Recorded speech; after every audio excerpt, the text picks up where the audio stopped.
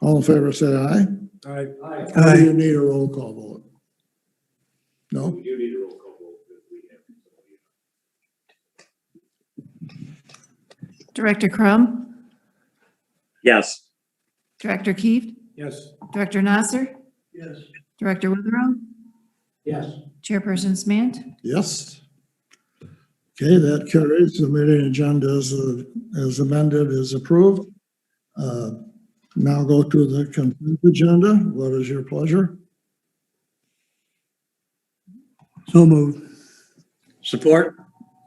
Comments or questions? I have a question. Go ahead. Number 9.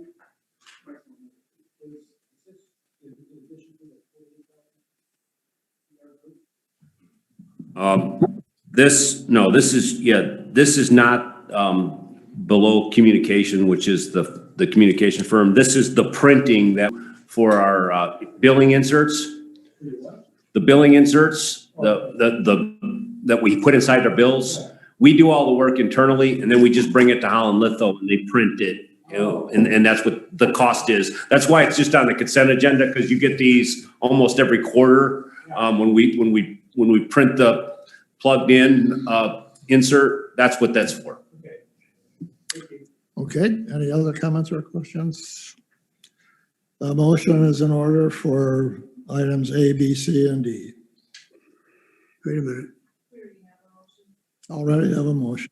Please call the roll. Director Crum, Yes. Director Keefe, Yes. Director Nasser, Yes. Director Witherell, Yes. Chairperson Smant. Yes. Next item on the agenda is a public comment period. It's now open for comment. For all those that are on the Zoom meeting, if you can use the raise your hand function in Zoom, underneath the settings buttons, I will let you and ask you to unmute.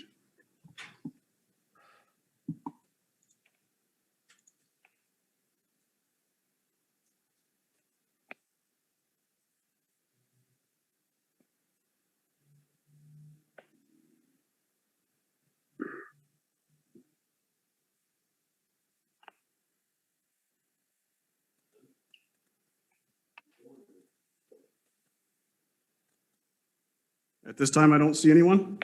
Okay, then we will continue the meeting. Next item is general manager's report. Dave? The first item is the purchase orders that are on the regular agenda. So these are items that are non-routine in nature and are such that they raise to the level of coming to the board. I think the descriptions are all pretty consistent there, or pretty understandable. I don't have anything specifically to point out in any of these 7 items, but staff is recommending its approval. I'll make the motion. I'll second.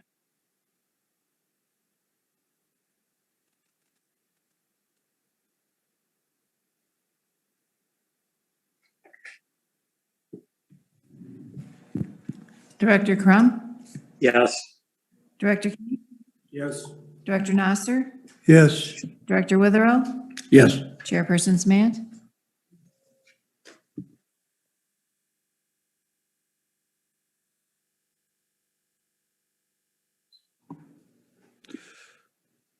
Other board action and discussion item, that will be by Dave. Item 5B on the agenda is the approval of the strategic plan. As you know, since January, on every one of your meetings, we've been discussing and progressing through a process that was facilitated by Hometown Connections, Tim Blodgett. He's been here several times to meet with the board. In the times that he hasn't, and the months that he hasn't met with the board, he has met with staff each and every month. We've had a number of meetings with Tim and then individually as staff as well. And after last month's meeting of the board, we had several comments. We've incorporated those comments into the plan. And we have addressed all what we think is necessary to address. And the plan is now in its final form and ready for your approval and for your consideration today. Okay, so the floor is open for questions and comments. Anyone of the board have any question or comments? I have a question. Okay, go ahead, Todd. Now, I know we don't, you don't address line item tasks, in the strategic plan, but I was just curious that when we adopted our new board member bylaws, that a couple of board members brought up code of conduct.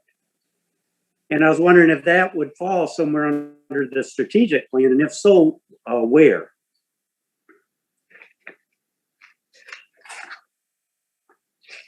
Specifically, the code of conduct was approved as part of the bylaws. There has been some discussion. There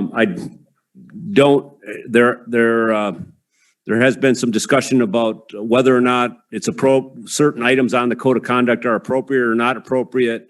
At this time, the code of conduct is approved by the board, and we are asking everyone to sign that document and return to us. It really isn't an action item to address that specifically, unless the board, in next year when we bring it up, I imagine that it can be an item of discussion, but we really didn't think that raised to the level of strategic issues. Okay, thanks. I think one other item to add is we did a change between the last strategic plan and this strategic plan. Last time, we actually, under business practices, addressed the governance issues under business practices. In this plan, we've kind of moved the board members into a quote workforce item or human resources. So the board actions are included in the human resources area of the strategic plan. And you'll notice there is some items in there about training and in orientation and that sort of thing for new members. So those items would be covered in that portion of the strategic plan instead of in the business practices section that it was last time.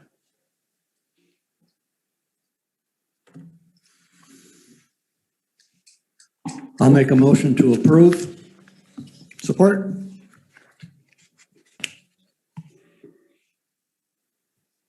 Do we have a support? Todd missed it. Oh, I'll support. I have a couple of issues, Jack. I know that we have been over this now at least two of our meetings, and this is the third presentation. But I have actually three things that I'm concerned about. The first one, going back to power supply, we talked about this at our last meeting under goals.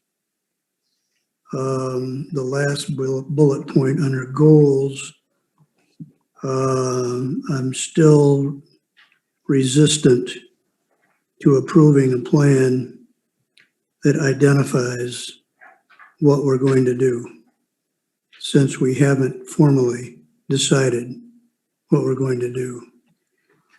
The fact, I know that local generation was inserted in place of some more specific language, but this last bullet point still indicates that an operations and technology center is going to be built on Harbor Island. Hasn't been approved yet. And I'm sorry, but approving goals that are that specific, in my mind, is not a smart thing to do. I'm also concerned that we do not show here any need to, as a board, to set a goal for specifically where we want to be in terms of carbon, or when we want to get there. There are many communities that have already done this, and we're dragging our feet. And I think that certainly our strategic plan should contain something that shows what percentage carbon we want to be at or below and by when. Now, this power supply section does say renewable and less carbon intensive resources, which is extremely general term, not good enough. We need to be leaders in this area, not followers.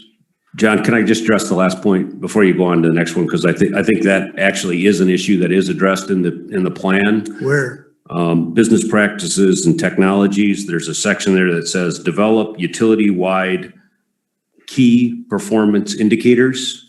And if that's one of the key performance indicators that you would like us to measure regularly and keep track of and move forward with, that would be the board's decision at that point in time. But that would be a key performance indicator similar to any number of issues. And the idea there is that we would, as is what you point out is best practices for many utilities, is they have a key dashboard of indicators of issues that they want to address and keep track of.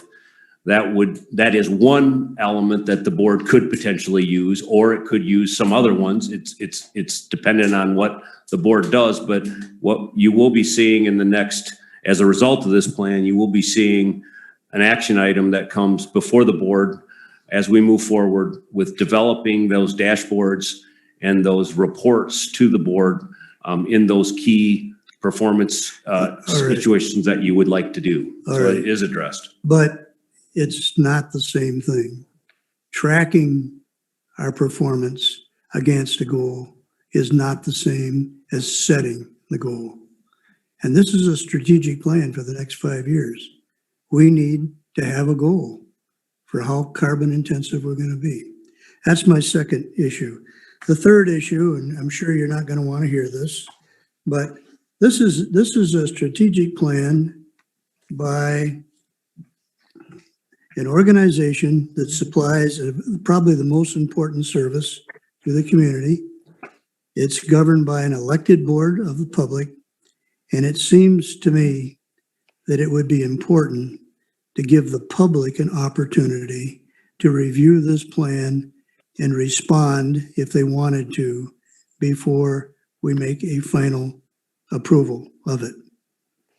We need to have it vetted by the people that elect us to office. So I think we're not ready to vote on it yet.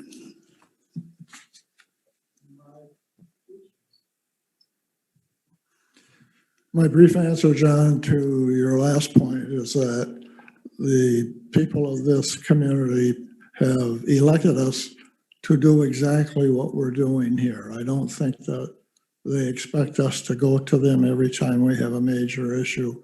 That normally would be a process that would be developed by the people in the industry, meaning our board. Jack, we're not going to ever agree on this. I know there are several of you who feel that it's okay for us to make decisions for what we think is best for the public. But this is a major, major document. It's something that is supposed to guide us for the next 5 years, and it will be referred to time and time again as justification for what we do.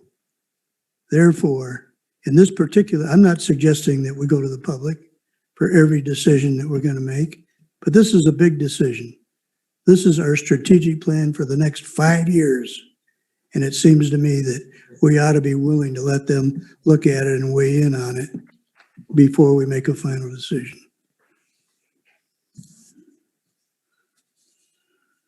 Okay, you and I disagree, and I'll leave it at that.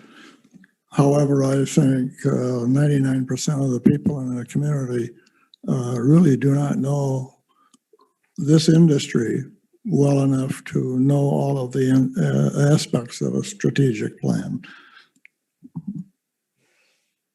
I would just add as well, John, is I agree with you to a point, is we have at every public meeting that we've had in the last 4 months, including the last one where every goal and objective was put up in a presentation during a public meeting.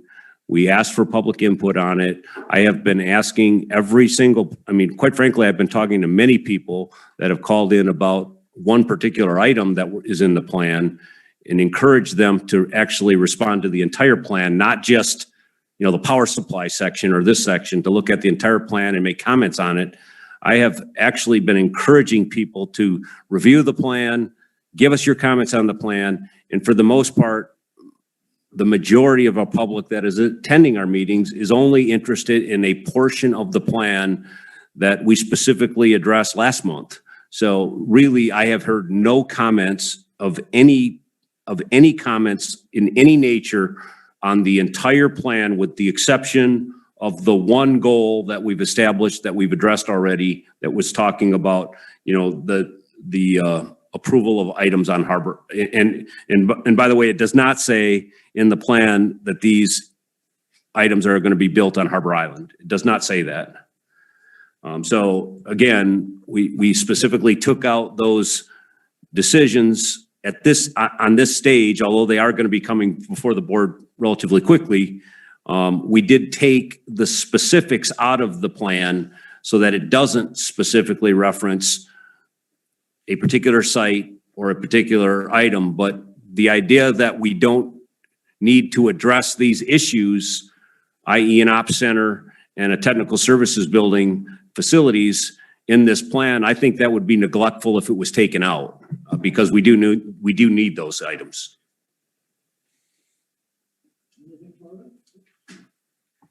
I've got a couple comments. Go right ahead. There are some items that are not covered that I had mentioned to you in written form, and we did agree on that. That's okay. But there are items I think maybe missing in this plan, and I also think there are items that we did not discuss fully. And I'll give you just a couple of examples because I don't want to sit here and tear this thing apart. That's not my objective. But when we started talking about our distribution system going underground, there is a lot to talk about when you do that, say that. And I think that's owed to the board, that they get a chance to go through a period of discovery and then leading into how much is this going to cost over a period of time. Rather than just making a specific area of focus, we are going to get into putting our distribution system underground. No. So I think it's a comment, but No, let me just address it, because so here's how the plan is let up, and that really was not changed from the last plan. All right, so because it's listed as a specific area of focus, that just are items listed under T&D that you may desire as a board to talk about in the next 5 years. We have not established a goal associated with that specific area of focus. It's just listed here to say, these are the items of focus in that particular item. Now, as you know, this item was listed in the last 5 years of something that you would likely brought up, want to talk about in the future. We have not done anything in the last 5 years with underground. And the only way that an item will come off from that distribution system, or, you know, area of focus and be put as a goal is that if you do it. So there is no goals associated with undergrounding. and I noticed that, by the way. Yeah. So to take that one step further, it would not be inconceivable that when we write something up as a specific area of focus, that when it does come into, gets beamed down to us as a group, that what we might be covering to look at, what are the variables in that? Well, yeah. I mean, you know, maybe it's simple A, B, C, and you quit after 3 items. I think if this report were to be put out into the public, they would look at this and say, well, what are those guys doing over there? Because I don't know if people would respond very positively about the idea of putting our distribution system on the ground. I'm not saying they would or they wouldn't, but I know they would question it very quickly. Now, that, I use that. Yeah, as an I example. And I think that's a good example So- because my point would be is that obviously we haven't taken it off the area of focus Yeah. and put it into a goal because we didn't hear from you that that was a goal that you wanted to tackle right away. Although during the last strategic planning session, one or more of you put that out there as something that we should talk about in the future. Now, I agree with that. It's the same thing with a lot of items here is distribution automation.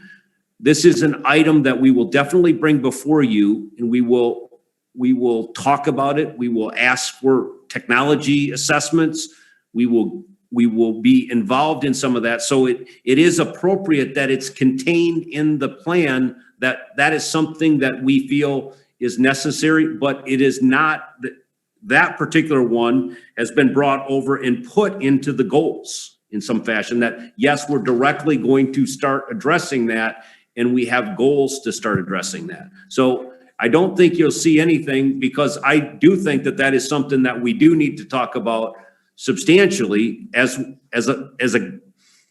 a manager that actually did a significant undergrounding project at this last utility that he manages. There's a lot to talk about before I would suggest that we are ready to move into an undergrounding program. Now, should we talk about it in the next 5 years? Yes, we probably should. Does that mean that we will start establishing goals in the next 5 years to start undergrounding portions of our system? Possibly. We do have a portion of our system that has been planned for underground and that we're trying to get funding for it.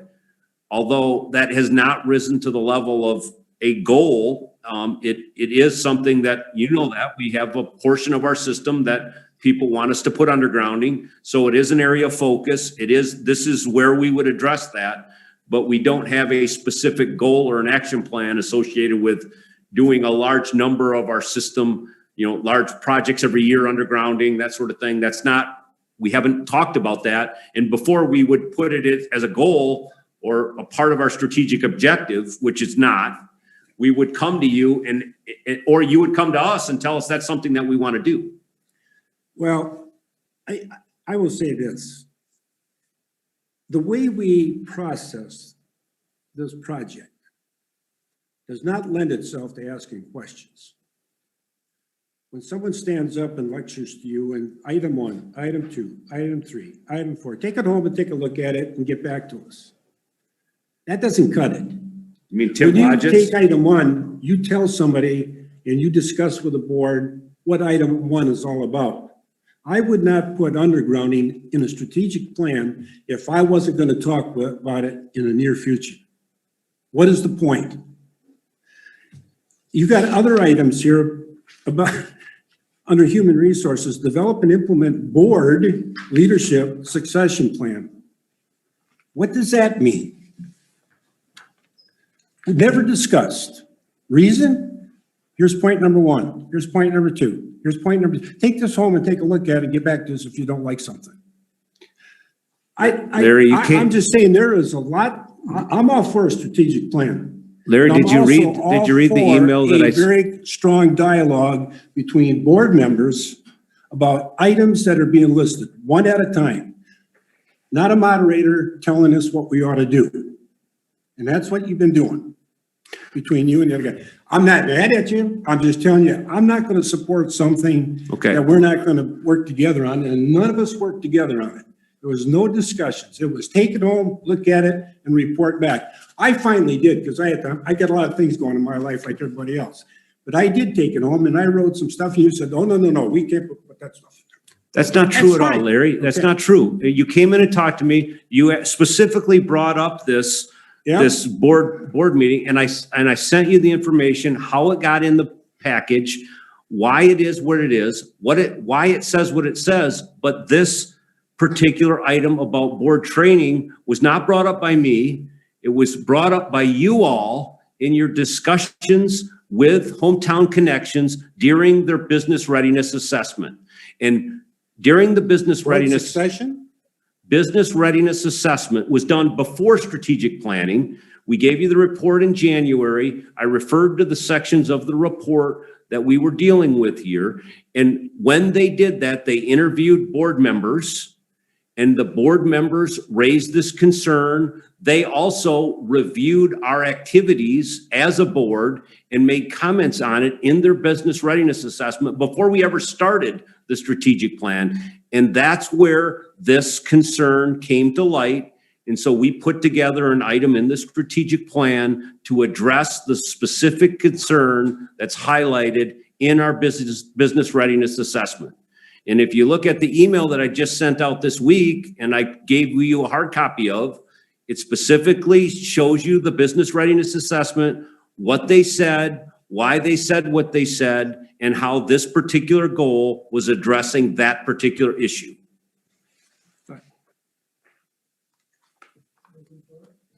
I'm gonna let it go with that. Jack, just a question. What's the rush? Why can't we let the public look at it for 30 or 60 days? What's the rush?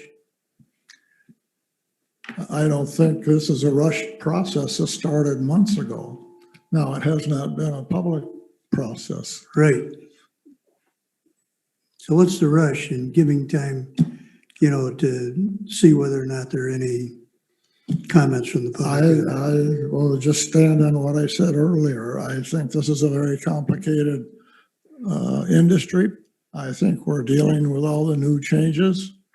I'm not sure that many people in the public have dealt with that or have studied that. And I think that's something that they expect us to do and to make a proper decision. Now, if the rest of the board doesn't agree, that's fine. I know of no organization that goes out to the general public on this particular type of a report. I would like to address that as well. As we actually hired Hometown Connections last October, and the goal is to do the business readiness assessment in October and November, to have the business readiness assessment set up in January for your initial startup of the entire schedule of the strategic plan was set up in a proposal that was approved by the board for facilitation. The schedule was set, and the idea was set that the strategic plan for the fiscal year 2022 was approved before we set the fiscal year 2022 budget. So the idea is yes, you do need a strategic plan for a year before you establish the budget.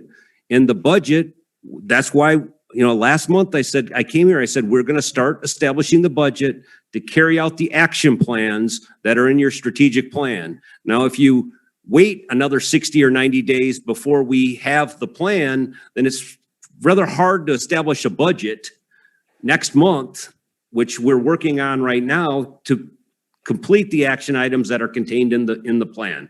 So we should have, if you wanted more time, that's great, that's fine. I don't have any problem that whether 4 months or 6 months or 8 months is the right time, but it should be done before you start budgeting for the year that you're currently studying. So we are kind of late in approving this. We're approving it at the last meeting, at the meeting at which we're also presenting the preliminary budget. So postponing it any further than this, yes, it does disallow us to make any changes that you might make in the plan thereafter to not be included in our budget. So yes, that is a problem. How difficult is it to make minor changes in the budget if there are minor changes in the strategic plan? I can't imagine it's that difficult, Dave. We're talking about maybe 1 or 2 or 3 line items. I mean, the fact that, well, I've said my piece. Never mind. I'll call for the question. Yeah, we've worked on budget plans before. When operational needs are along, we take care of operations. We don't need a little book like this. Okay, the question's been called. All in favor of going to a vote, say aye. Director Crum? Yes, aye. Director Keefe? No. Director Nasser?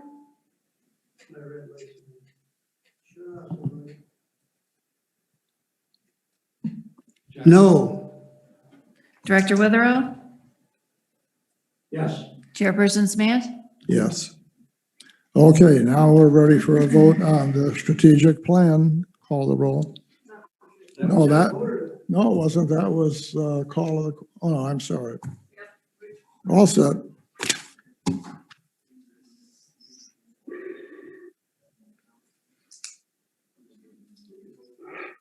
Okay, we're on to the next item.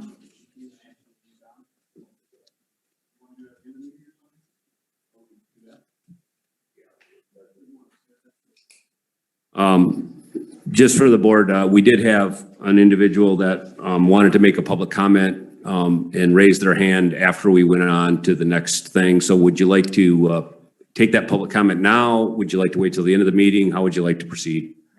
Let's do it now. Okay.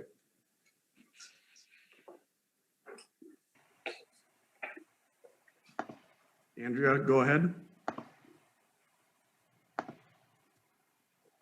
Can you guys hear me? Yes. I'm absolutely flabbergasted that you just adopted that I was ignored at public comment. I am beyond frustrated. However, I'm going to say my public comment as kindly as I can. I'm shocked.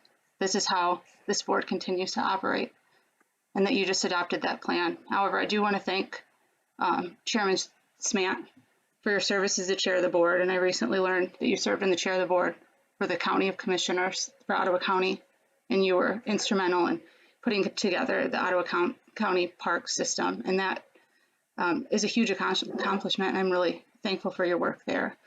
And Mr. Nasser, I also know that you have been a city councilman and you have worked on this board tirelessly. You've been a creative thinker in the community, and I'm incredibly thankful for your time that you have put in on this board and on as a public servant. I know you guys will not be on the Board of Trustees in the future, and I just want to personally thank you for that time.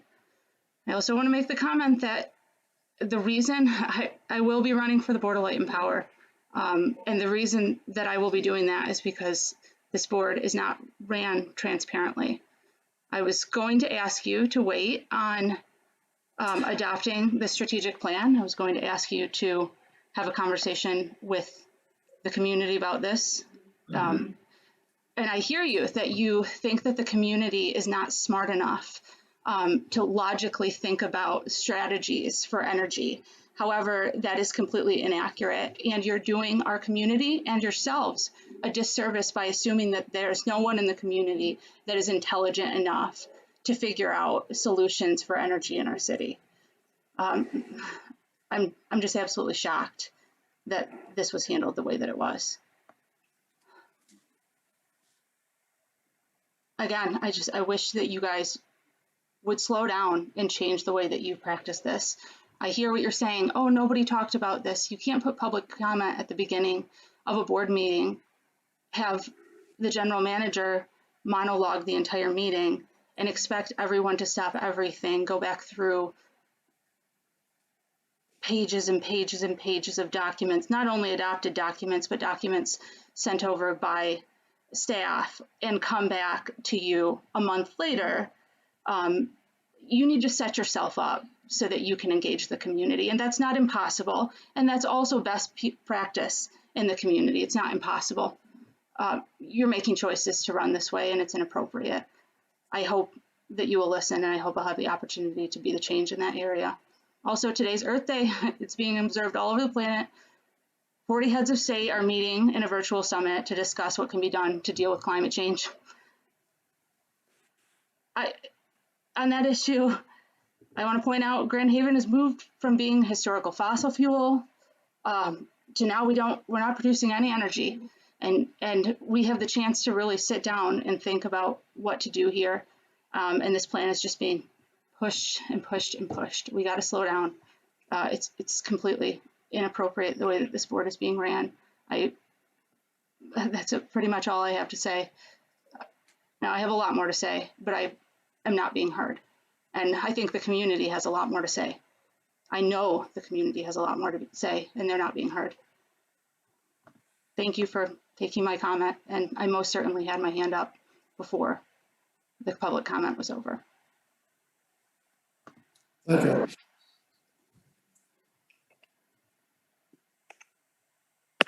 Continue.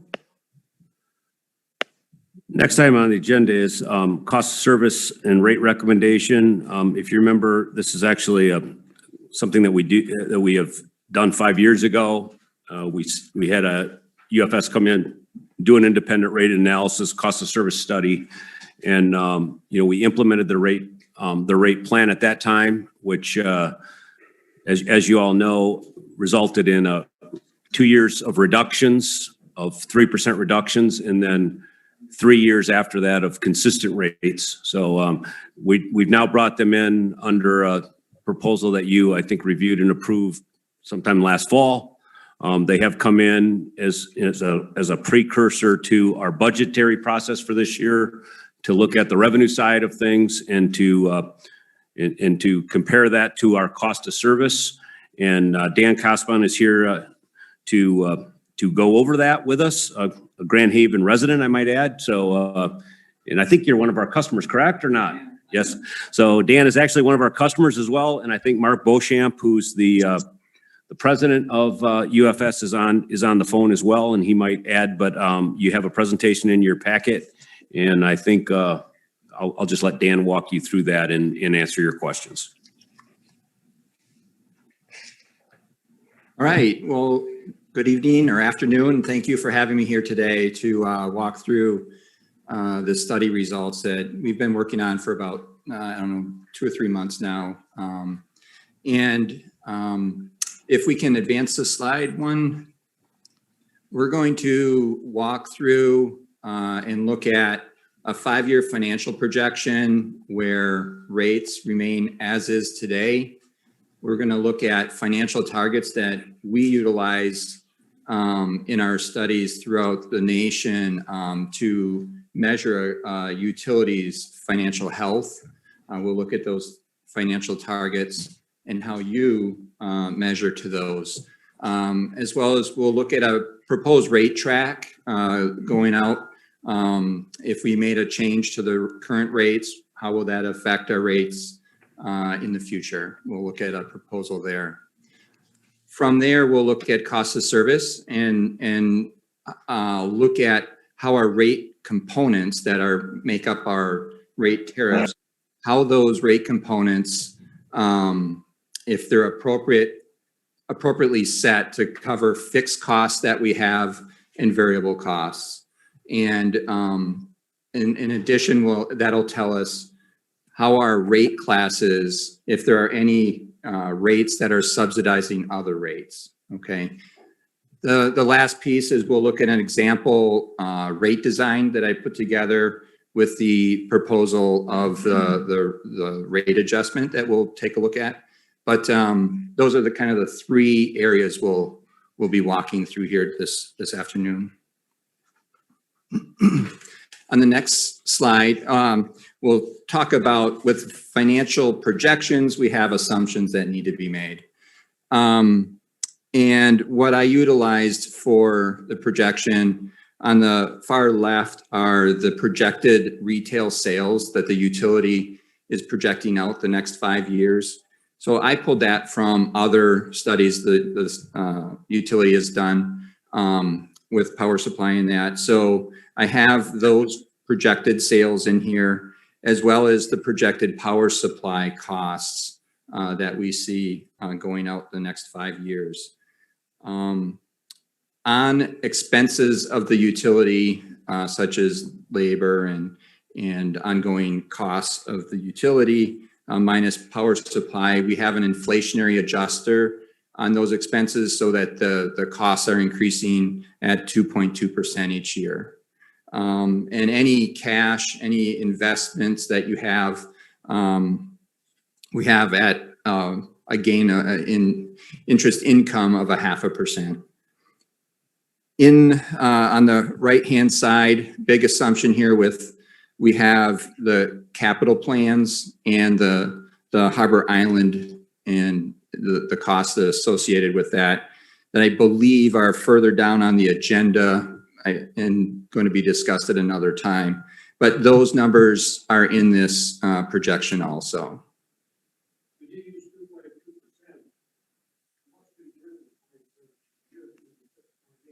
Yeah, we use a 20-year average because it moves every year. So we're Is it a running 10-year? Moving 10-year? yeah. But we're not projecting, we haven't projected it out. So that moving 10 years came up 20-year. 1 year? Yeah. Came up to 2.2? Yes. Yeah.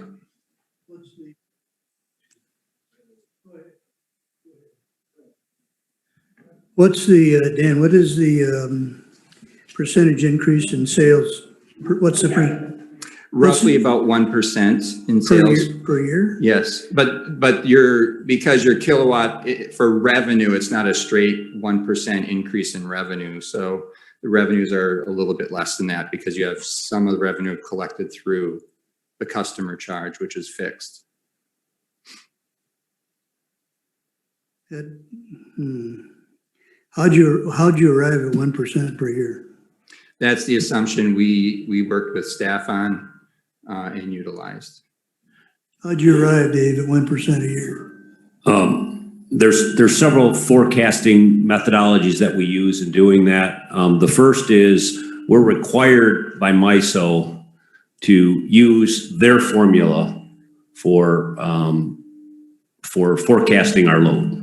All right. So what they do is they actually, for a planning purpose, specify how utilities and what criteria they use as far as inflationary indices and that sort of thing. But they specify how a utility is to be planned going forward. And every utility uses the same format. And MPPA does that on our behalf every year in conjunction with all of the other members of MPPA and submits that load forecast. Now that load forecast actually over the next 20 years is above the one that I think is actually occurring because I actually reduced that down based on more conservative, because I would rather prefer when we set a budget that we underperform the budget than overperform. So in a budgetary perspective, we're using a lower projection than what is being suggested in some of the, more, because if we sell more, then that's fine. We can sell more. And we will go out and buy more and sell more. And that will result in a greater level of earnings or input on this particular assumption.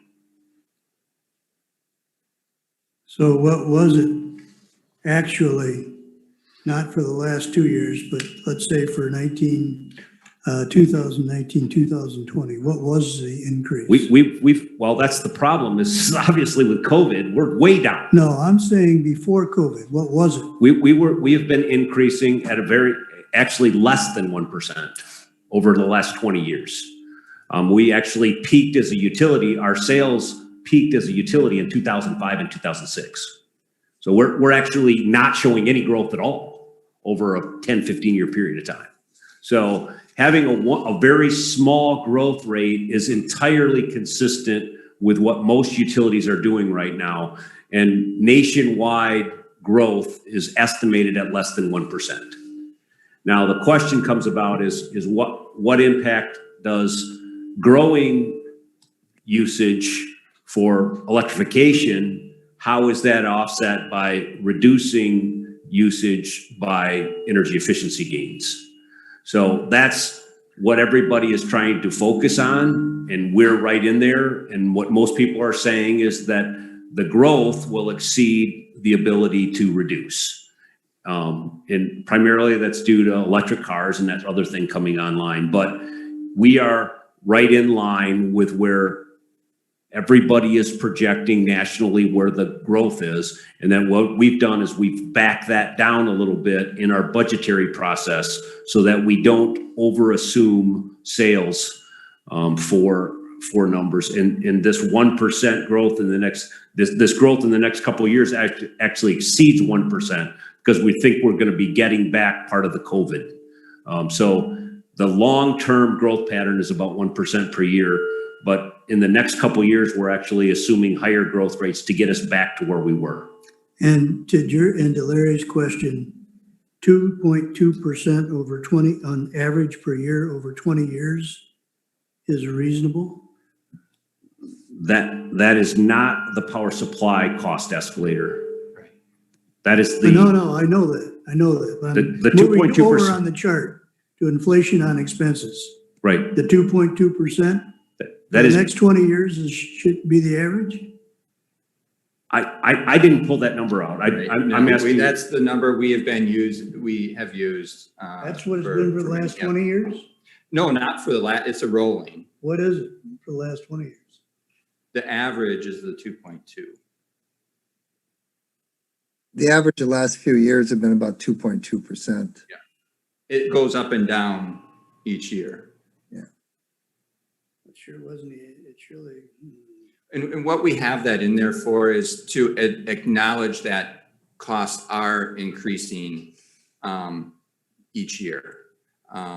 So as if your revenues stay the same, you have some growth on those, but you also have your expenses that are increasing at another rate.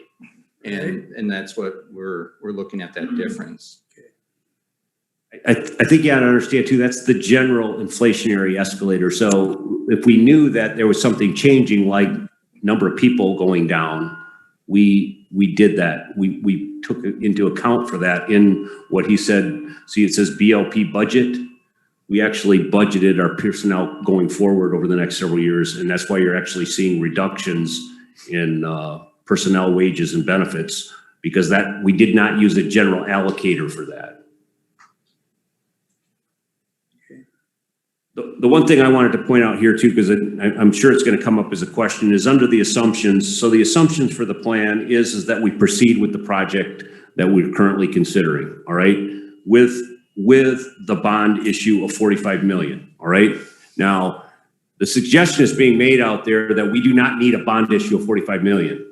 That is correct, but we cannot go without a bond issue, all right? That we currently have $15 million that we have taken out debt on. And as you'll see in this, if we use our cash on hand to pay that off without a bond issue, our rates will have to go up. All right. So what this is going to assume is that we bond for what we need to bond for. And if we approve additional amounts, we will have to bond for that as well, because all of the cash that's on hand is being consumed. All right. So yes, if you don't approve a bond issue or a project going forward, you might not have a bond issue of 45 million, but actually the stuff that you are talking about not approving as part of the bond sale, that's actually the parts that are actually going to reduce our rates going forward. So those items are the ones that are paid for. The items that aren't paid for, that you need to pay rates for, is the parts of the projects that are going up substantially now, i.e. the cost of remediation, all right? Those costs of remediation are really what's driving your costs of whether you raise your rates or not raise your rates. Is 14.2 enough? Is 14.2, is 45 enough? 14,200,000 under hardwired demolition mitigation. We could talk about that when we get to our strategic plan, but there's $17.8 million put into the budget now. 17.8 million. That's what's in here. That's not enough.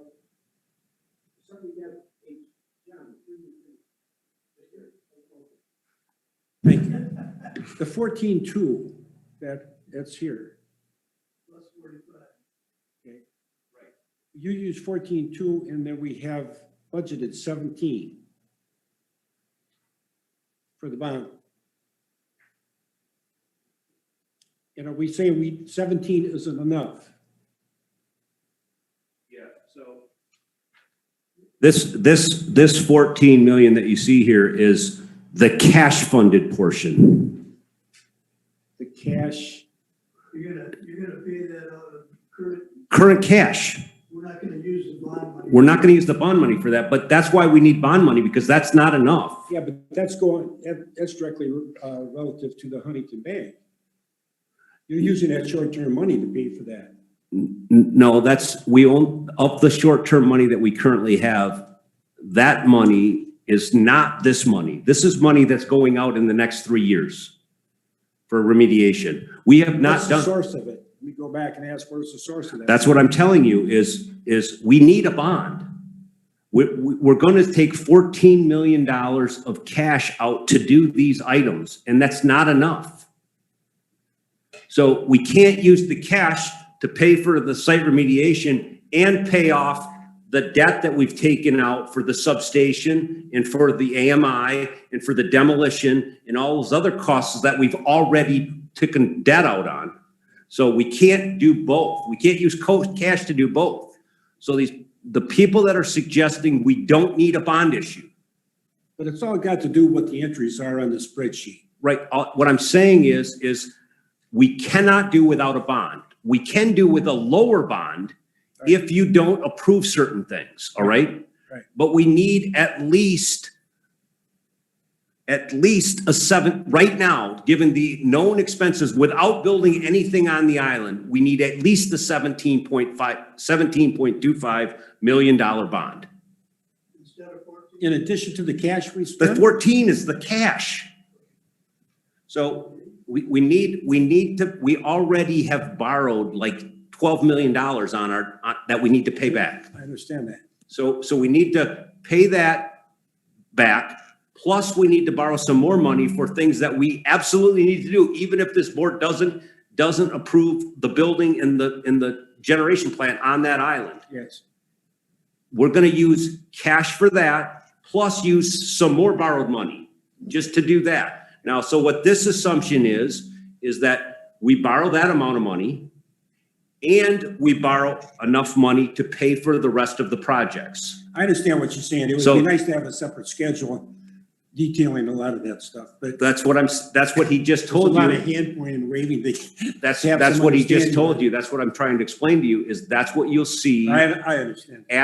As we present our budget, you will see every line item that we're talking about. What he's doing is he's assuming that plan that I'm telling you, that we will tell you about later.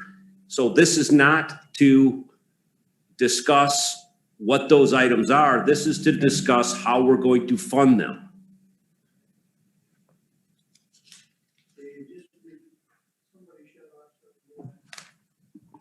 Just to be clear though, we could actually bond for more than $45 million for more cash, right?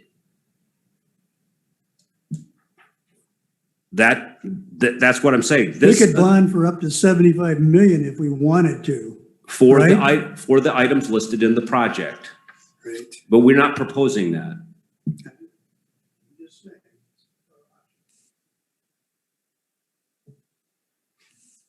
All right. Okay. A few other assumptions I wanted to talk to is in the projections we're looking at, the PCA, which currently today is at 0 for an adjuster, that would be maintained through the projection. But we would like to recommend that that gets looked at once, in 2 or 3 years here, once a lot of the assumptions become more fixed and known, and then have a projection done at that time to then reset where that PCA should be and then re-implement it at that time. So on the next page, we have on the top a 5-year projection where we're looking at where the utility will go with no rate adjustments and following those assumptions in place. You see on the right, or left, I'm sorry, the debt coverage ratio up there that with that bond that currently assumed at 45 million, you would have a debt coverage ratio right around 2.8, 2.9 through those years. So I'll talk more about that target in an upcoming slide. In the middle there, the adjusted operating income in green there, that is where your projected balances are for the operating income. You can see in 22, we're about 8 million. That drops down to about 4.3 over the 5-year period. The operating income target that we have there is about 2.5, and we'll talk more about that in an upcoming slide, how that's developed. And then our unrestricted cash balances, that's cash that's available to the utility for use. You're in green there throughout all 5 years. And you can see it's dropping, and that's the capital. It's very high in 22 with the bond issue, but then the capital brings that down. The UFS recommendation is just to the right of that, and that's right around the 13 million. That's a minimum level of cash, and we'll talk more about that in an upcoming slide. And then MPPA has a measure that they look at, and they look at 180 days as better than average target for them. And they're in that $14 million range. Dan, just a point I just want to make sure everyone understands is bond proceeds are actually restricted to be used for the quote project. So when he says projected unrestricted cash balances, that does include a $45 million bond issue. Now you say, well, why isn't it above 45 million? Because $14 million of that bond issue, when we issue it, will immediately pay off debt. It won't go to our cash balance. So that cash balance that you see there includes a $45 million debt issue. And then paying off the 12, 13, $14 million immediately with the 45 million. So that would only 32 or $33 million of the bond proceeds will go into cash. And then that amount of cash will be restricted. You can only use it. You can't use bond proceeds for whatever you want. You can only use them for what the project is, and you only have 3 years to spend it. So there's restrictions on that cash. Now he's treating it all the same in here, but everyone needs to know that cash is restricted and there is covenants associated with its use. So it shouldn't be called unrestricted. It should be called restricted. A portion of that is, the portion of it after 3 years is unrestricted, correct? Yes, and there's the reason I put that unrestricted there was you do have 2 other areas you have cash in, and that's with they're restricted with MPPA. You have cash with them, and you have cash with your property insurance, MPIA, and so I didn't want to put those cash balances. You can't spend those. Those are restricted. So that was my difference there between restricted and unrestricted. Any other questions with the top table? On the bottom, I have a proposed, it's 1.2% rate reduction, and how that number came up, we'll see that coming up in an upcoming slide. But with that reduction, you can see how we still maintain our financial health with those 3 targets: the debt coverage, operating income, and the cash balance. So with that adjustment, as I said too, we would want to maybe take a look in 2 years at not a whole cost of service study, but just a financial projection where we look at your financials and then true up all the assumptions that will become more completed over the next 2 years, 2 or 3 years. Why would you reduce rates by 1.2%. I mean, I'm all for lowering rates if we can afford it, and certainly all the ratepayers would certainly appreciate it, but 1.2%, then you're not hitting your 13 million minimum cash balance. And it's like you're splitting hairs, and for what purpose? It's a great question. You'll see why in an upcoming slide. What we're trying to do is address an issue with the cost of service, and it's bigger than that's on the whole revenue of the utility, but on a class by class basis, it's a bigger change. Yeah, I don't know how that all fits into the 2.2 inflationary thing. I guess we'll wait to see what you say later on. Well, I have a question. Dan, regarding I couldn't get on, thanks. Okay, regarding that far left column, projected rate adjustments. This is the adjustment, is this the total adjustment to what a customer would pay, or is it just the rate portion of it? This is the revenue change to the utility. So it's the total. Yes, it's not what every customer is going to see. It's the cost of the service and the rate we're charging. And it's all of the line items combined. The minus 1.2 is just taking the expected revenue that you would, so you see the 36.9 million, that's been reduced by 1.2%. Okay. Yeah. Mm-hmm. Yeah. Well, yeah. Yeah. Well, so on the next slide, 5.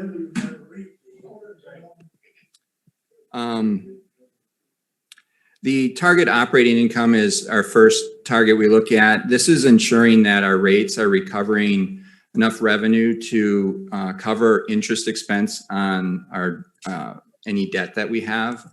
And it also ensures that we're recouping inflationary increases on our assets that we have in service that our customers utilize each day. This inflationary increase is where if you put an asset in place today that's $1 million, over the life of that asset, say 20 years, you're going to recollect through depreciation that $1 million. But when in 20 years you go to replace that asset, it's going to cost you more than that $1 million you paid 20 years prior. So the asset, those assets are, we're accounting for that inflationary increase in this target to see where you measure in your projected revenues, and that we're meeting that. And you see at the bottom, and one item with the $45 million debt that we are talking for the assumption, we used a 2% interest rate over 20 years. But you see, as in the previous table, you're in green, you're maintaining that revenue to meet this requirement, this target. And each table that we're looking at here in the next couple slides, we're looking at the no revenue change. So the zeros on the adjustments to revenue, okay? So this assumes no change in revenue. Another point in the middle of the table, we see our debt equity. Debt to equity is about 30%. Well, really more about 50 to 60% there if you get towards the middle. 22 is where we're looking at the debt would be issued somewhere in there. On the next slide, the minimum cash reserve. So this is where we're looking that a utility needs a minimum level of cash to operate and be healthy. And we look at 5 factors, 5 characteristics to calculate this. And the first one, we're looking at O&M, your operation and maintenance. We remove depreciation and we pull out your power supply. And we're looking to have a 45-day working capital lag for operations to be able to pay the bills. And there's a delay when you bill a customer, receive payment. And so we have a 45-day working capital lag. That's 12.3%. So that's about 1.4 million there. Purchase power, we look at your highest power supply bill in a year, and we want to have that cash available. So when that bill comes, you're ready, you have the cash available to make that highest bill that you have in that year. The historical rate base, this is more of a risk-based characteristic where we're looking at the assets of the utility and what their risk is for being damaged in a catastrophic event, ice storm, tornado, or whatnot. So what we do is we look at the age of your infrastructure.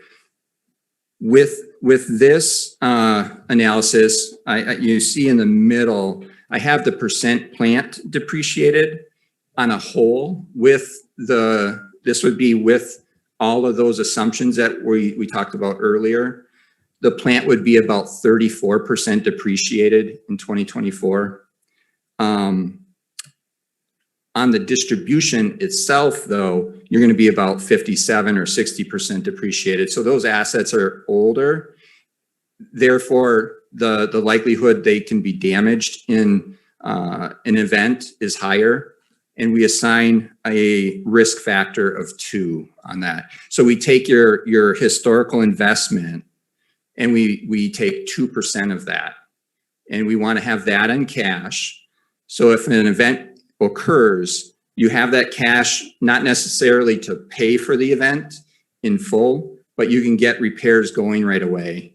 And while finance is looking for funding to fund whatever the event caused damage to.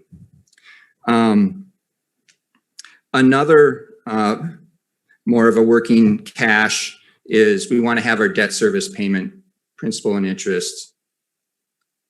We want that available. When that payment comes due, we're able to make that payment. And then the next one is a capital characteristic where we look at your 5-year capital program. We add all that up. We subtract any borrowing that we project. We take that number and we take 20% of that. So we looked at your 5-year program. We subtracted that $45 million bonding, and that ends up with about 15 million over a 5-year time frame for capital. So we take 20% of that and we put that in there. So something we do have a 6th characteristic with going to MPPA. You have some risk to the market price, and with events that we've been seeing happen where the market pricing may get out of control, we made an assumption that you're hedging or MPPA is hedging 80% of the power supply, leaving about 20% to risk. We took that 20% of your sales, your retail, and we said if that 20% increased by 3 cents, which is kind of doubling the power supply cost, if that doubled, that amounts to the $1.9 million we put there. So you want to have that cash. It becomes more of a rate stabilization. It's cash that's available to the utility to not just pass that increase in power supply immediately to the customer. You're able, and like we're seeing, it's a one-time thing. So you may be able to fund it through that and then just rebuild that over time rather than affecting customers' bills right away. with those characteristics, the total then comes to about 13.3 million. And you're projected to be about 20. So we're above, and that calculation I just walked through, that's a minimum level of cash you want. You really primarily want to be above that, in which the case you are. And then below that, you see those restricted accounts that I talked about earlier. You have the MPIA and the MPPA, what those balances will be in fiscal 24. Dan, how long this calculated minimum cash level would last us how long? Estimate? The days, How much of a year? yes, well, we can look at the table next to that, the MPPA scorecard. They look at 6 months cash on hand, which is 180 days, and that's 14.6 million. So we're a little bit below that, about $1 million below that. So it's somewhere between 5 and 6 months.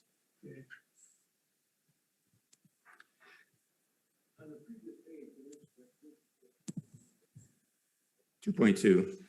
Hey, Dan, yeah, it's 173 days. To the inflationary You said the increase? interest on the bond of Oh, yeah, $45 sorry. million was 2%? Yes, Okay, and that's 2% on the 45 million each year, right? yeah, that the schedule, 910,000. okay, That would be the first year interest, correct? The first year interest. No, it's every year. Yeah, but the balance If I goes have down. the bond, I get 2% every year. I understand that, What do I but you pay principal and interest every year. So your interest is only on the outstanding principal. Some of those bonds are shorter term bonds. Some of them are longer term bonds. So we pay principal off every year. So it's a levelized payment schedule with increasing principal paid every year and decreasing interest. Well, that's. Just like an auto That's a loan. simple interest declining balance. Correct. Scenario. Correct. Well, that's a put bond. That's not a municipal bond. A municipal bond for 20 years comes in various series that are paid off in various increments. So there's, Well, how many series do you think are going to be on the 45 million? they will carry a term associated with the principal being paid off at a certain time. So it'll be different principal amounts on each series. Yeah, so if you hold a 20-year, you're right, if you hold a So my 20-year. question is, how many series do you think? I don't know, this schedule and everything is put together by PFM, who's our bond financing authority. Okay, so you're saying we'll probably have several series. But the interest payment there, the 2.752, I understand, the 2.752 annual debt service payment comes from PFM, and that's what their estimate is for the annual debt service payment, interest and principal. The interest is not the same every year. Well, not if you don't, if you have one bond, it is, but if you have a different series, it's Correct. different. Right. So So- what would you think the number of series are? How many series? We have a debt service schedule with the amount of interest that we pay every year with the amount of principal that we pay every year. And it is a declining block principal, just like you suggest. Yeah, but for And them I to come up provided with that to amount of you. money, you gotta know how many series there are. I provided that to you in the debt payment schedule that was provided by PFM. I think John asked for it last month and I provided it to you. Okay, well, That's how much interest and principal is paid every year. I'll go back to my question. How many bond series are there? I don't know how they do that. I don't know. I'm assuming that there's principal schedule payment equal to the number of bonds that are retired in each year. But I don't know that for sure. I would ask that question to the financing agent if that's what he is, if that's how it's going to be set up, but I don't know that. Yeah. Yeah, right. Do you think that our financing agent is somehow crooked or doing something wrong? I don't know what you're saying, Larry. What I was trying to ascertain is just exactly how much the interest factor, cost factor was on the project. And that's what I told you. I gave you that exact number. I know you put it on a piece of paper, but that was one bond, simple interest. No, it declining was not. It balance. was the entire $45 million bond issue and how much principal and interest you would pay every year. I gave you that. Yes, Okay, so but that's you started out with one bond, 45 million. And you have to have a series of bonds to do what you just accomplished, or what you're saying you want to accomplish. right. You do not issue one bond for 45 million. What? Are you suggesting we're going to have one bond for No, 45 well, million? I didn't know what you were going to do. Okay, well, I did. But That's you what- had the sheet, you only had one. It was a declining balance off the principal. No, they You know, have just- multiple numbers of bonds. I think they're in 5,000 issues. Every bond bears a 5,000, I think it's 5,000.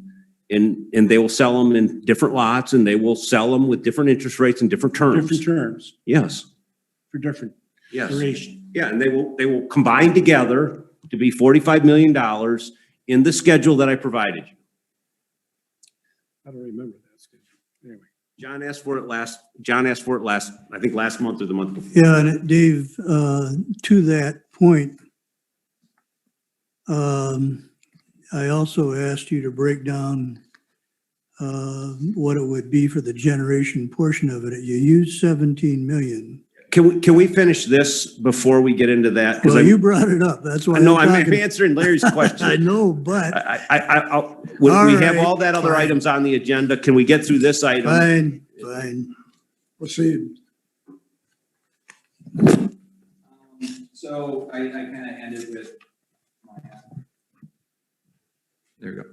I ended with on the top right in the page, that's the MPPA scorecard calculation, which amounts to about 180 days cash on hand. Now, just pointing out, there are other, the cash potential needs for those items, pension liability, mitigation, and potential cleanup that are out there. So just some other risks that are out there. On the following slide, 7 is the debt coverage ratio. This is a ratio between how much cash a utility generates in a year and how that ratio is to the principal and interest payment they have on debt. And so you see, as in the previous table, you're in good shape there at about 2.9 each year. We have a target there of 1.4, and where we come up to that target is your bond covenants will likely be about require you to have a ratio between 1.1, 1.5, somewhere in there, or up to 1.25. And we add 0.2 to that as a safety kind of factor in order to address times where sales may be down, that you're still conforming to that requirement. So we have that minimum requirement of 1.4 on that target. So that's the financial side of it. On the cost of service on slide 8, this is getting to where now we're looking at what is the cost of service that it is for each rate class that we have. And then we compare that to what amount of revenue we project to collect from each of those classes. And then that percent change that you see in the far right is the difference. So overall, at the bottom, you see a minus 6.9%. So that's overall says our revenues are that much higher than the projected costs in that 24. But then above that, you can see how there are some customer classes that are subsidizing others more than some may be paying over, some may be paying below. And you can see that like the GS secondary and primary and street lighting, those kind of stand out as overpaying more than others. So this is what we use in an upcoming slide to drive the direction on a potential for addressing this subsidization between classes, we're going to propose a correction to that in the rate design. So are you saying ideally this percentages should be the same for all of them if they were perfectly balanced? They would all be that minus 6.9. Yep. So you see the residential is just right there at minus 6.3. Matching up with the overall average. So the GS large secondary in that particular case, they're not covering the cost of service. You're right? correct. You're correct.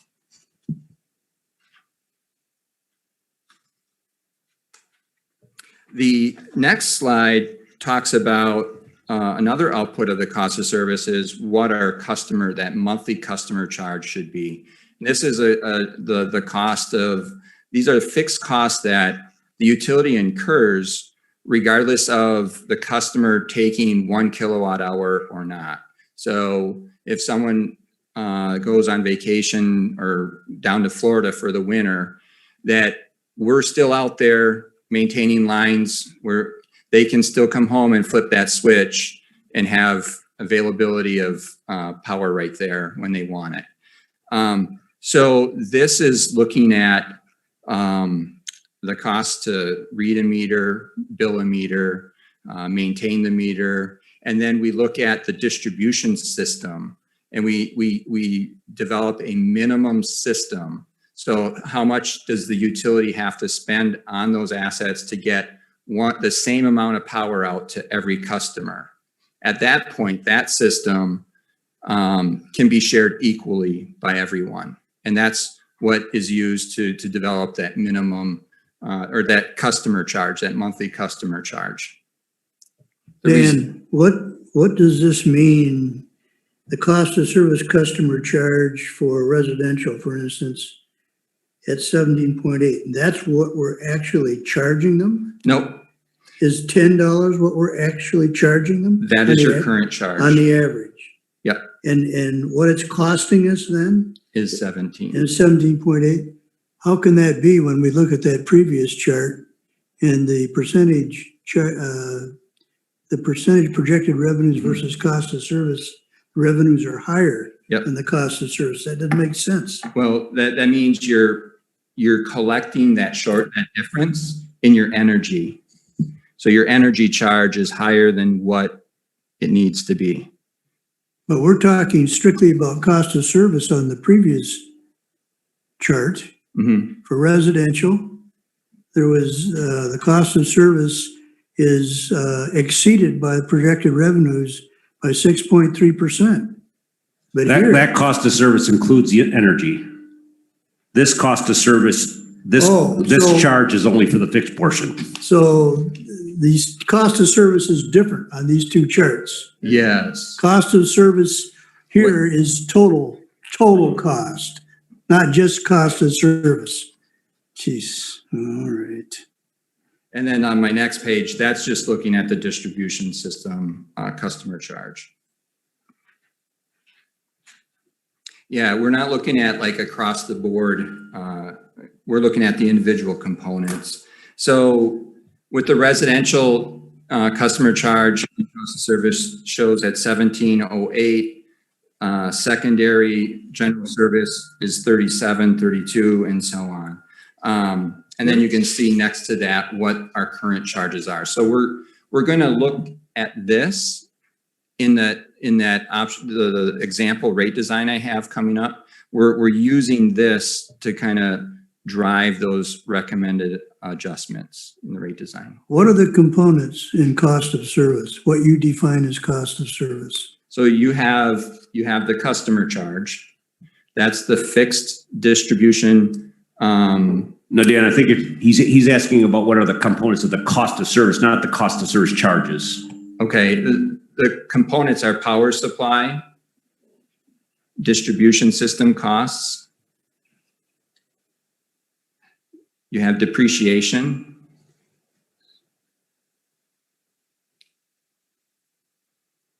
And a rate of return, that target operating income. So it comes down to like a rate of return. And then you do have a transfer to the city. So those are your revenue requirements.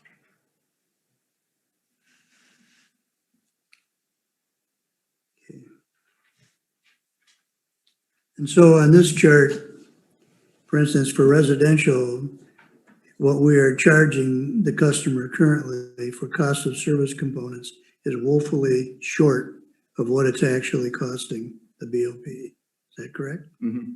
I mean, it's less than what cost of service says it should be.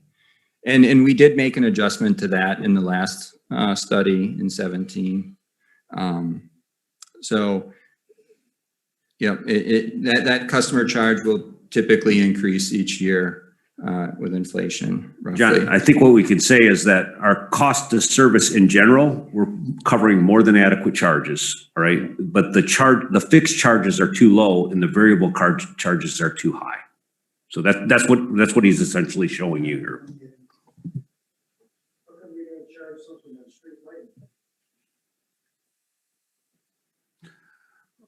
The street lighting is 100% a fixed charge. So I think we don't meter street lighting. So there is no, and I'm not sure what that 1.38 is right. there. It's a portion of our. You got 1.38 over here, you got $10 in residential. I understand that, but you'll see the, again, I think that's a confusing one because I think what you're saying is there's a fixed component in the fixed charge. We don't put the full fixed charge there because street lighting is entirely a fixed charge. It varies by every light type. We'll see. Essentially the energy and the cost of fixture, everything all in one cost. Okay. What's the math on the minus 6.9%? I think what might be best is if he just finishes his presentation, and it might all pull it together for you if you listen and let him finish.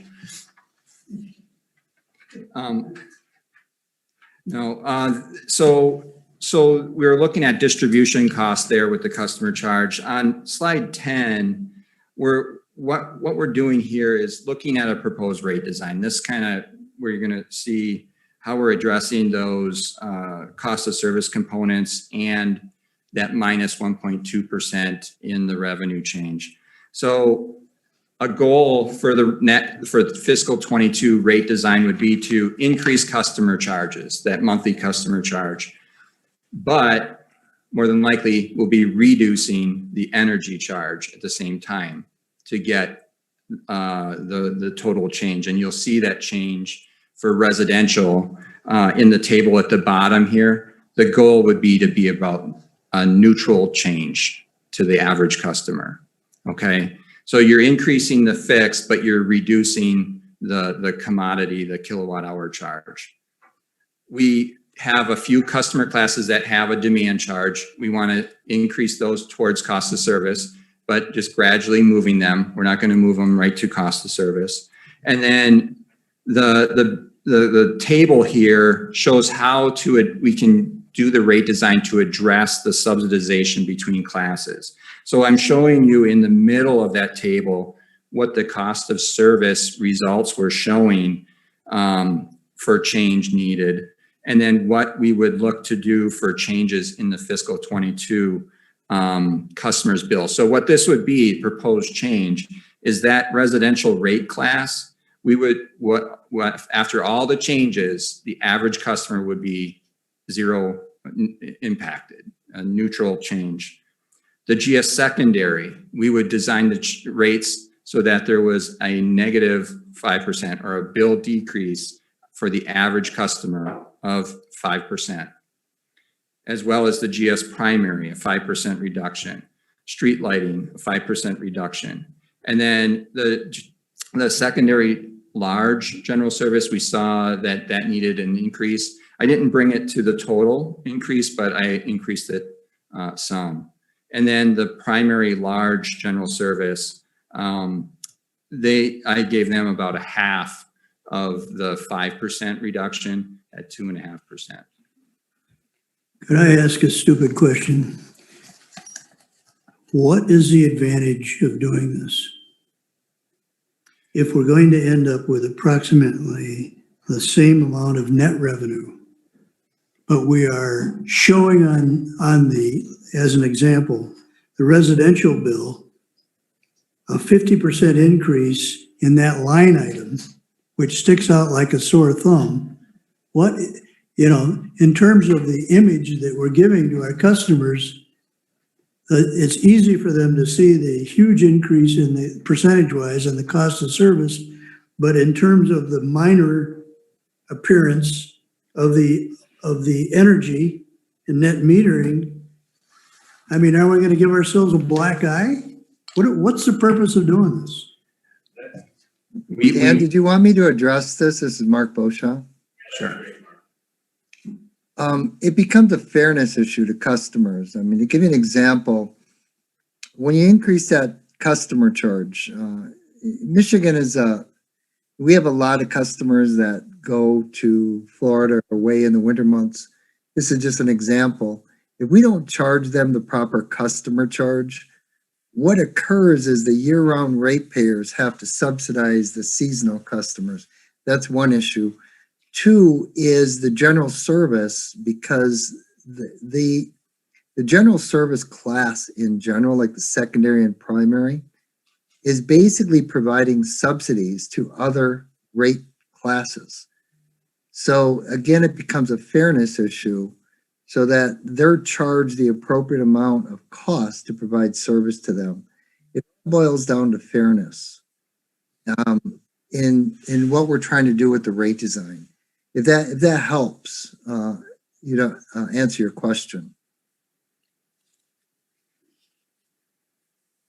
I guess I would add a couple other items to that is, for one, right now, the residential customers see about a 30% rate advantage over consumers' energy, right? Giving them an additional rate reduction probably doesn't make a lot of sense, particularly if you were going to have to turn around in the next couple of years and raise the rates again, all right? However, our current rate differential between our largest customers, 2.5%, is a significant rate adjustment, which will present a substantial amount of money in savings to those customers. And those customers are the ones that are saying that we're not competitive. Now, we are more than 5% apart, but 2.5% reduction in their bills is a substantial reduction. Now, for some customers, these large general secondary customers, they aren't paying enough, all right? Now, they aren't covering their cost of service. So what we're having to do is go to the other industrial customers, the ones that are tighter in the in that rate competitiveness, and we're having to raise their rates to pay the cost of service of these other people. Now, the competitive advantage in our general secondary category is much higher than our competitive nature in the large customers. So these rate adjustments do address our competitiveness as well. Now, we tell people that we base our rates on the cost to serve. That's exactly what UFS was asked to do, is determine the cost to serve and appropriately allocate the dollars between these rate classes so that one customer doesn't say that they're subsidizing another customer or think that they're subsidizing another customer. And in this particular instance, they found that there are subsidization occurring. So we're making adjustments so that we can go to SHAPE and to others that are concerned about their rates, that they aren't subsidizing anyone else. And I think that's what we should be doing every so often. We should be looking at our rates. And sure, am I happy that we can lower the rates in general overall? I'm really happy about that. And I think it's really good to be able to say to our customers that we don't think we're going to raise your rates for the next 5 years. Our rate plan is make these rate adjustments, address these equity issues, and then keep your costs the same for the next 5 years. That's a wonderful story to tell. All right. Let me try to rephrase what I suggested. To the customer in a specific class, when they get their bill, when they look at it and they look at the charge, the monthly charge for a cost of service, and it's, as an example, with this, the large secondary group, when it's 100% increase, it's really going to be difficult for us to justify saying, no, you're not getting any increase in your cost of electricity. Because, first of all, it depends on how much they use, and it depends on when they use it, as to whether or not they're going to pay more per kilowatt hour or less or the same. I'm just saying, David, you know, people, the thing about the cost of service thing is it sticks out on the bill. And when people look at it, they're not looking at the other classes, what their cost of service is, they're looking at their own. I understand it, but what you're saying, John, is just not, that's not going to happen. Is the residential customer who looks at their bill and says, my monthly charge went up from $10 to $15. They call in, they say, my monthly charge went up from $10 to $15. And then we're going to say to them, yes, but your energy charge went down $5. So the total bill will not change. It will be the same. For the average residential customer, the charge will be the same, or there will be some customers whose charge will actually go down, and there will be some people's charge would actually go up. But it will not be a 50% or 100% rate increase for any customers in that class. I understand that, but it's the image. They probably won't call you, Dave. They'll probably bitch to their neighbor about the fact that the cost of on their bill went up 50% or 100%. They won't call you, but that's the image that it projects to them. The other thing, the last item that Mark didn't bring up that I would like to bring up is this is a significant problem, all right? Because our rates do need to reflect our cost of service. Because what is happening in our residential rate category is people look at an oversized energy charge and they think that a solar panel may make sense for them, all right? We need to send the actual costs of energy, not some inflated cost of energy, to all of our customers. So right now, what you have is an inflated cost for energy and a undercharge cost for service. So if you supply that signal, you are actually supplying your customers the wrong signal, that they will make a decision that is incorrect for them to make for the next 20 years. Now, this is happening all around the country. So what most charges used to be, just like our charges, low readiness to serve charges, high energy charges. That is giving a signal to all of these people to put in a solar panel on their roof or some other device to save energy, when in actuality, they then lower their cost, and then the utility comes back and says, oh, by the way, we had our rates wrong. So we're going to adjust our rates, and suddenly now the analysis that they did to justify their particular investment is no longer accurate. So we have a responsibility to our customers to charge them in accordance with our costs so that they can actually make good decisions about their future. If we don't do this and we don't update and don't do what is happening, you are going to see more and more people making decisions that don't make economic sense. And then when we actually decide to make these changes, they're going to be harmed. So it's important, and we tell people this all the time, right? We tell these people all the time that don't use our existing rate structure to make this decision, because in all likelihood, we will be doing exactly what every other utility in the country is doing. And every other utility, and I think these guys are the perfect ones to tell you that, is this is something that all utilities are doing. They are shifting costs from variable costs to fixed costs. Think about your phone bill. Your phone bill used to, if you remember, was all variable and nothing fixed. Now they've shifted it all from variable to fixed, so that now you get a cell phone bill and it's the same amount and there's no variable component. I think the electric utilities are somewhere in between by saying, okay, we're gonna basically charge the minimum charges in this fixed component, and then the variable charges will be in a variable component. And I agree 100% with the recommendations here. We're not going all the way, we're going part way. And we went part way last time.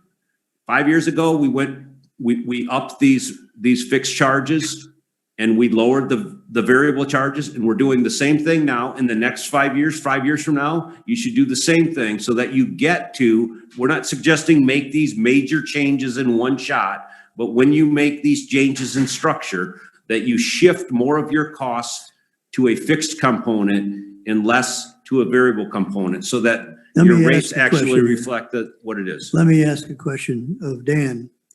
Dan, how did you arrive at the reduction in energy charge? What did you use as the volume? From what historical data did you use as the volume to arrive at the reduction in energy charge to offset the increase in the facilities charge? Right, I used the volume that was, I don't have that number right in front of No, me. I'm Mark, not you might asking, be- what historical information did you use? The projected sales in 2022, and I believe that's in your report too. The for projected sales residential class. on the average, for the average customer, or what? No, in total. And then, so what I do is I see that $10, I identify how much more revenue you collect to get that. When you increase it to 15, you see the senior also went up. So you take that $5 increase and figure out what you have to reduce energy charge by. Yeah. What it would be to save you another $5, to save you $5. So the energy charge would be $5 lower. Right. So I increased their bill $5 on the fixed. The average customer's energy charge went down $5. So you didn't really use any historical usage information. Just the projected sales. You just figured out how to get $5. What do I reduce it to get $5? Yeah. No. Okay. You're right. The $5 Okay, was the assumption of, let's just increase it 5. The historical cost, we used to calculate the 11 cents, 11.439 cents. That's what the actual charge is, not the reduction, it's the charge. Yeah. And that's how many kilowatt hours are anticipated to be sold to all residential customers, divided by all the remaining costs that weren't collected under the fixed costs. What? Well, the drop was 12.2 No. cents to 11.4. No, I think what I hear him saying is if I take the difference between 0.1219 and 0.11439, and I take that difference and figure out times what gets me $5. You can see it on the bottom chart. Yeah. On the bottom chart, you can see it's about 600 and. 665 is your average customer. And that's based on our sales. That's based on the average sales to the residential customers. The total sales to residential class divided by customers and divided by 12. So there I have a table showing you a customer using 300 kilowatt hours in a month. Their bill goes up $275 or $2.75, sorry. And then 1,100 kilowatt hours, their bill actually goes down down by $3.26. We need to keep moving. That's the residential. So we're increasing the customer charge, decreasing energy for overall a neutral adjustment. On slide 12, we have the general service secondary class. Again, we're increasing that customer charge from $25 to $37.50. But you can see we're reducing the energy from 14.1 cents to 12.5. And the average customer here is about 1,600 kilowatt hours per month. Now, when you say change from previous, we're talking about the total cost to the customer or just the energy cost to the customer? No, if you took the total bill of the customer. It would be dropping, this proposal would drop at 4.8%? For the average customer, correct. For the average customer. It's the difference between the total revenues and the total revenues under the new old rate and the total revenues under the new.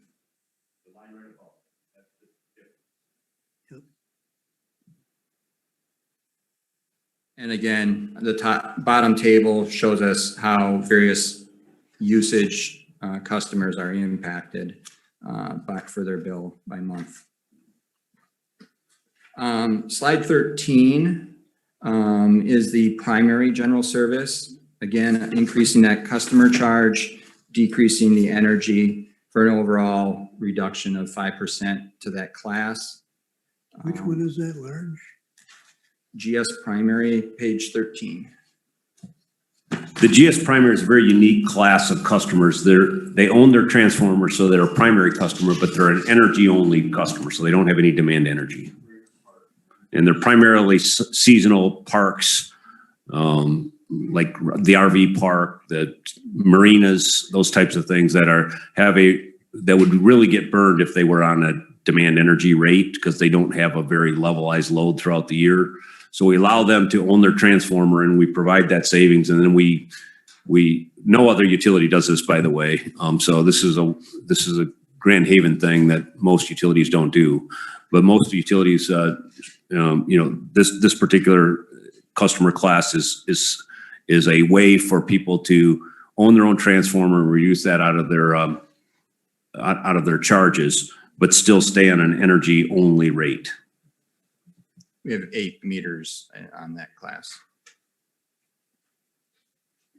And then on slide 14 is the general service large secondary, where we're increasing the overall revenue from that class by about 3.4%.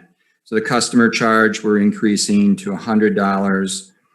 That still allows us to, with the increase in demand also by from 15 to 1650, allows the energy to be reduced slightly in that. So below you see a table by load factor, because this is a class now you get into. Customers have many different loads, many different usage patterns. So we look at their load factor. So a customer by load factor mean between 30% and 80%. So you can see how a lower load factor, they're less efficient with their power supply, their power is receiving a slightly higher adjustment than those that are with a higher load factor. Who's in this classification, Dave?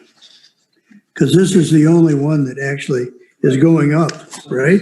Correct. This is I think there's 223 customers in here, and these would be your moderately sized industrial customers that aren't large enough to own their own primary and get into that big category. Do you have the average number of kilowatt hours sold to these customers? I don't, because they are so different. Yeah.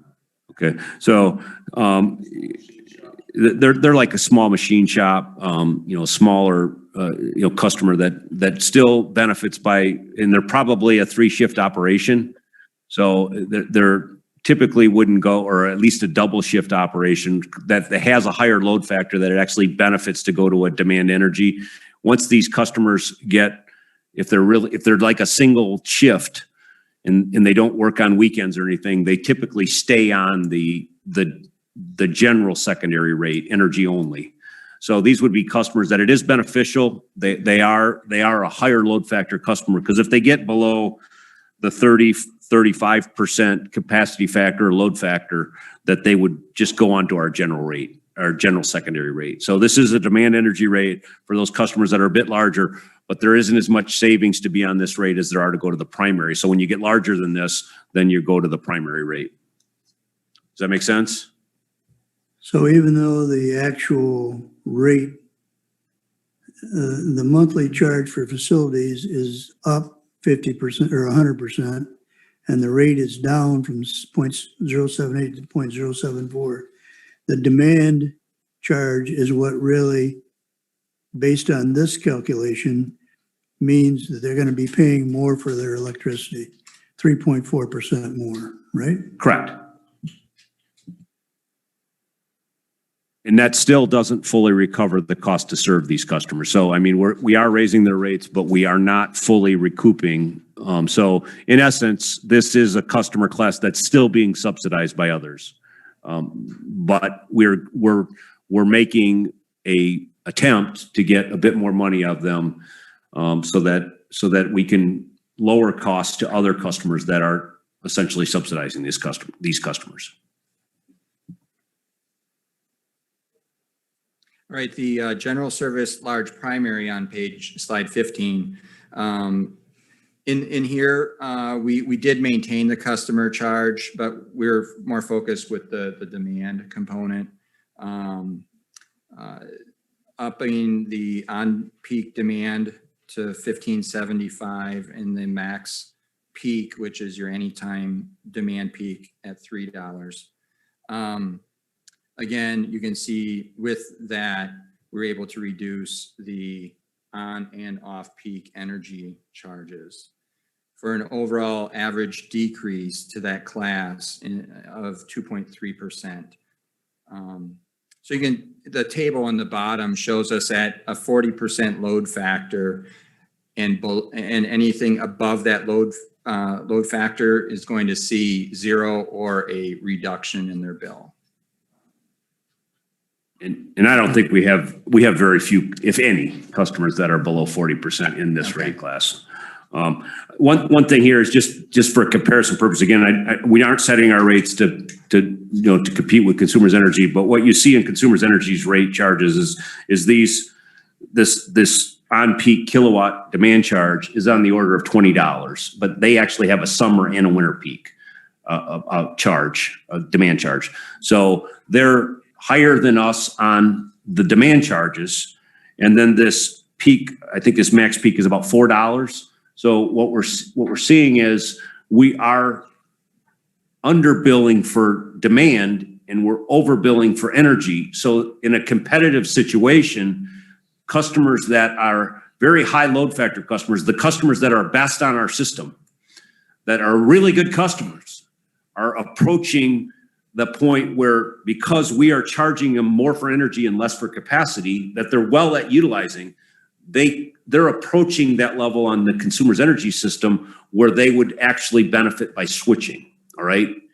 Now there are some customers in this rate class that actually benefit from that are below, let's say, like 55% or so, that actually benefit from having a higher or lower demand charge and a higher energy charge, because they don't fit very well into that customer class that has that very high utilization factor. All right. So what we're trying to do again is get these costs closer to our actual charges. And this is where that capacity component that we're talking about buying, that we have to buy now, and sharing that with the customers in the right fashion. All right. So I think we need to put our costs more in line to what, or charges more in line with our costs. And that's exactly what's being recommended here. I think it's a good plan. It's incremental in nature. It's not doing it all at once, but it's proposing changes to get us closer without changing the rates a whole lot. And I think it's a much better time to do it when you're keeping the rates the same than when you're upping both the energy charge and the capacity charge. So, I mean, that's the time where you don't want to have to explain why this charge is going up this much and this charge is going up that much. What we're able to do here is saying, yes, this charge is going up, but this charge is going down for the average customer. So I think it is a good time to make these adjustments, because we're not in need of substantial adjustments in your rates. So this is exactly the time where you want to make these types of changes, so you don't have to make these type of changes when you're making significant changes in other areas as well, because then it's going to hit these customers doubly for that need to make these adjustments. Proceed. And on the next slide, 16, this is where we're talking the street lights you mentioned earlier. But what I did here, you have your current rates. I basically took your current rate, added or reduced it by 5%, and then I rounded them to the nearest 0 or 5 penny. And that gave the class an overall 5% reduction to lighting, both the non-metered flat lighting and energy charges. And while we do have some private street lightings, the majority of this is municipalities our townships that we serve and cities in the city of Ferrisburg as well. So they're our primary. So what we're actually doing here is reducing the costs to the municipalities pretty substantially here. And what's driving this cost reduction is we're getting more efficient in street lighting. We're putting up a lot more LED lights and our costs are actually going down. So this makes sense. And we actually did reduce some of these charges already. This is just a continuation of actually passing on the savings that were occurring in this rate class.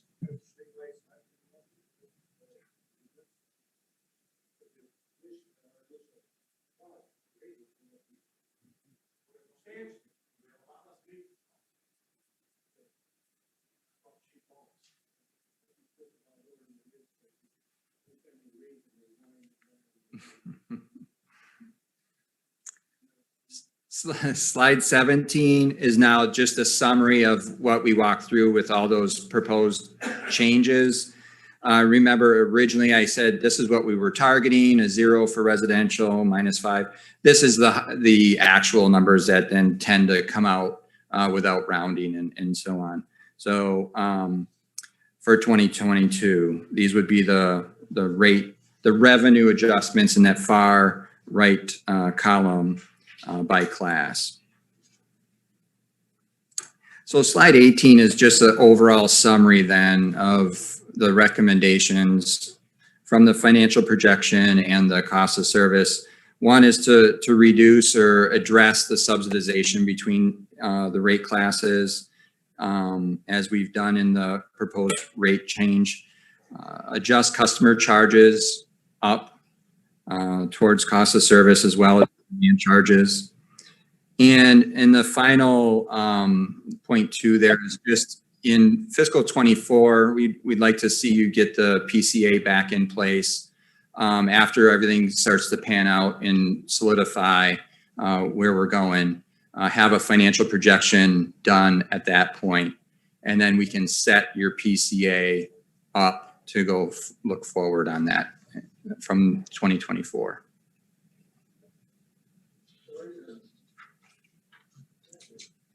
Thank you.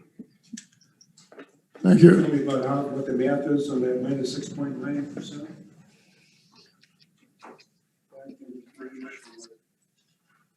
What the math is on the -6.9, that's the difference between. How do you get to the 6.9? Yeah, the overall cost of service, so slide 8. So that's the percent change between the projected revenue and the cost of service. So take the cost of service and divide it by the revenue.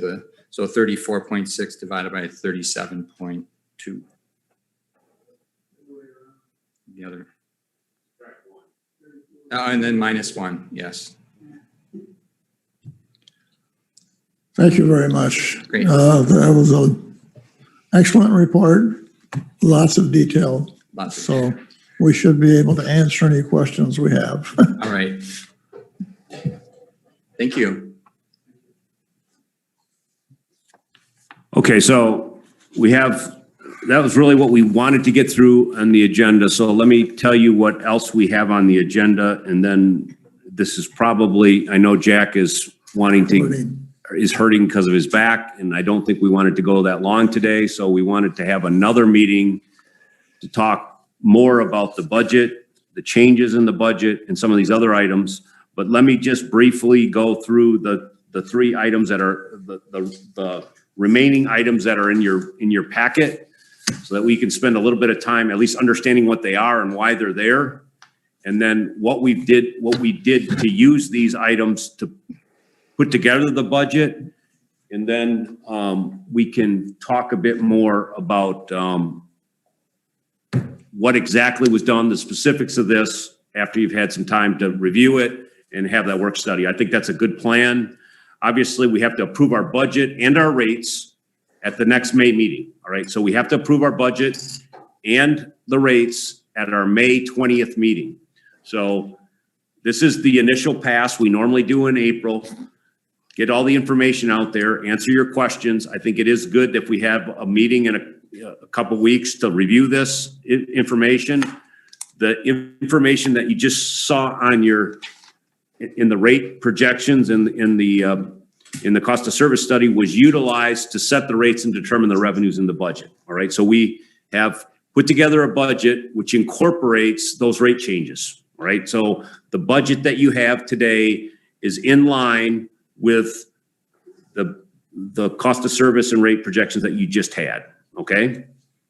So what else do we have here is, so the first thing that we did is there's still a lot of misinformation out there about what studies say that we've done, what studies say that we don't done, what are the benefits, what are not the benefits of the combined heat and power plant.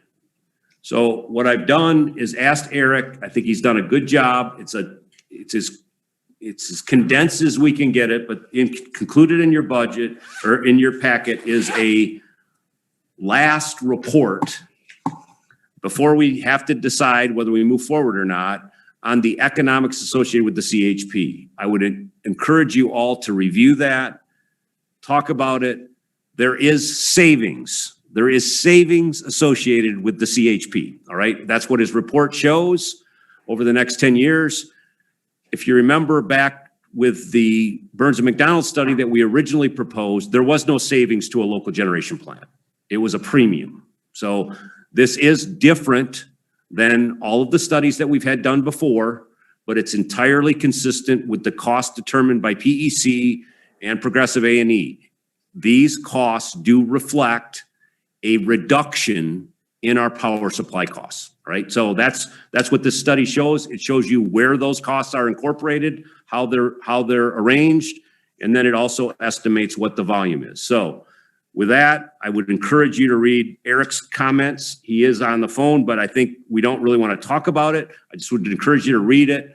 Come with your questions. If you have questions before the work study, I'd be happy to talk to you about that. The next item here is an update on the Sims site environmental remediation wetlands. It was a discussion, but the discussion entails that we have now, after our last closed session with the board, we have now incorporated, as the board and council wanted us to, is to put pen to paper and calculate what some of this stuff actually is going to cost to do. And the cost just went up almost $10 million. So in our budget, in our original budget, we had proposed environmental cleanup efforts at a level that we thought were appropriate. It is apparent now that that is not going to happen, all right? Eagle and EPA are not going to accept that. So what we've done, the original number in last year's budget was 5.5 million, I believe it was. Then we upped it to 8 million, and now it's up to 17.8 million. But I want to caution you that that is only to address the ash on site. That does not address, well, that's all Eagle is dealing with right now, and that's all they've told us to deal with is the ash. So this $17.8 million is what we understand Eagle wants us to do. So we have put it into the budget, all right? This is what we think they're going to require us to do and where we're going to require it, and it's $17.8 million. Now, how did we pay for that? We did not up the bond amounts. We took that additional amount, that additional $9.8 million out of our cash balances in this 5-year plan. We did not bring that to the bond market. And this is, yes. Now, this is the problem that we have is now the amount of remediation on site just doubled, all right? Now, at some point in time, if we only bond environmental remediation, which on demolition, and you don't have a project, I don't think you're going to be able to bond it. All right. So You still got to have a text on it. not if you don't have them.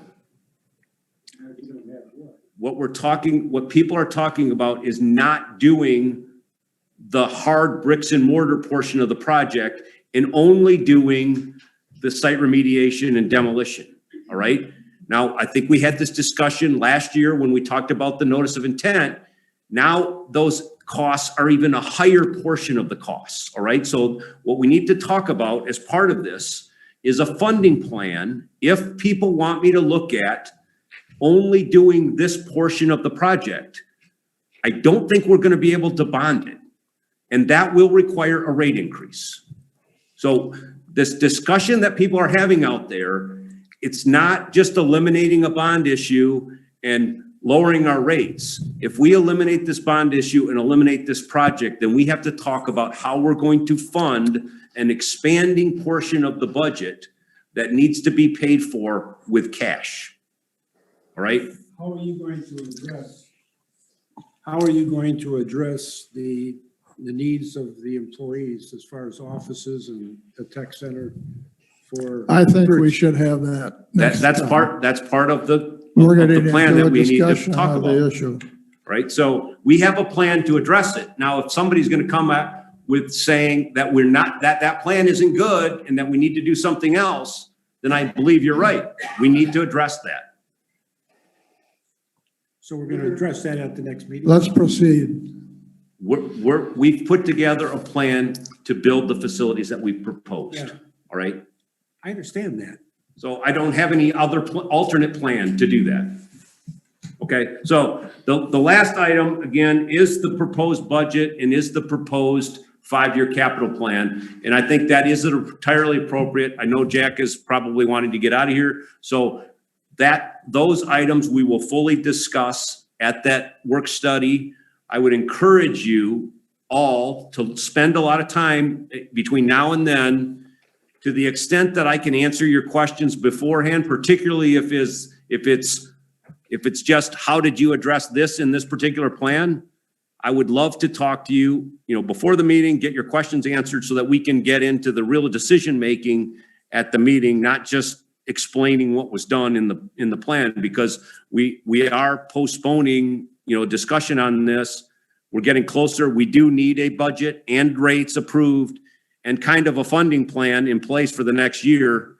And that all has to be approved at your May meeting. So we're crunching this stuff out. So please, if you have a lot of questions, we don't have a lot of time in a single work session. So if there's individual questions that I can answer for you, I would be happy to do that. And I would encourage you to come with those questions.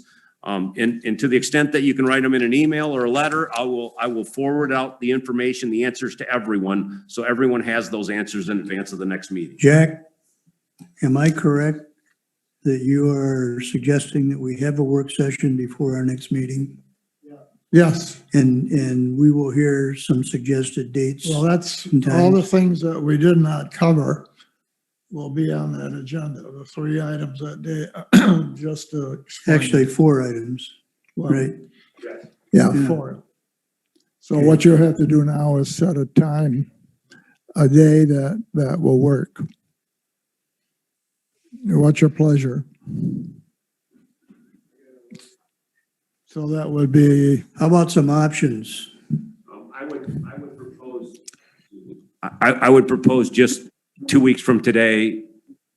If that works for people, that would be halfway between our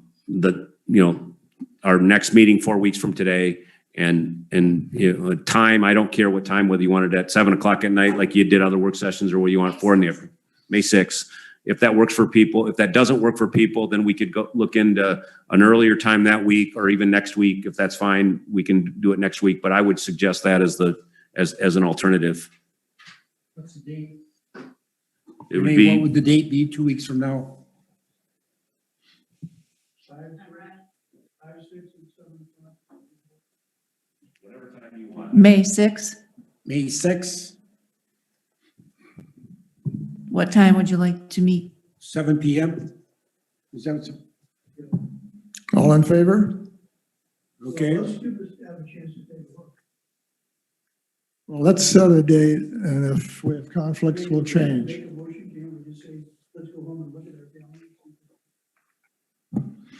I'm just trying to save phone calls. Are we all gonna, Works for me. May 6th at 7 o'clock, or what are we talking about for time? May 6th at 7. At 7? If that date doesn't work, as soon as you can, give Renee a call and we'll look at rescheduling. But for right now, it looks like that date might work for everyone. If it doesn't work for someone, please call us as soon as possible and we'll try to either move it to an earlier date that week or move it into next week if we later next week. We should know by the early part of next week. Right. Have it verified. Okay? And the last thing, I just want to encourage you all, MPPA has been putting together a really great stakeholders meeting every year for the last couple of years. I know Jack and Jerry have attended it in person. This year it was going to be at Meyer Garden. It's a really good presentation. We've got some really good speakers here. Particularly, I would advocate that John Baer, the CEO of MISO, is an incredible. First of all, he's an incredible, knowledgeable person on the markets and what MISO does. He's obviously the CEO of the company. He doesn't come and speak at a lot of these types of events. So I think MPPA is really lucky to have him. So I would encourage y'all, if you can, what we will be doing is we will be broadcasting it here if you'd like to come in here, or but either way, we'd like to have you sign up. Or you can just watch it at your own computer as well. It's a Zoom meeting, it's virtual. So if you want to attend, that is on the 14th of May.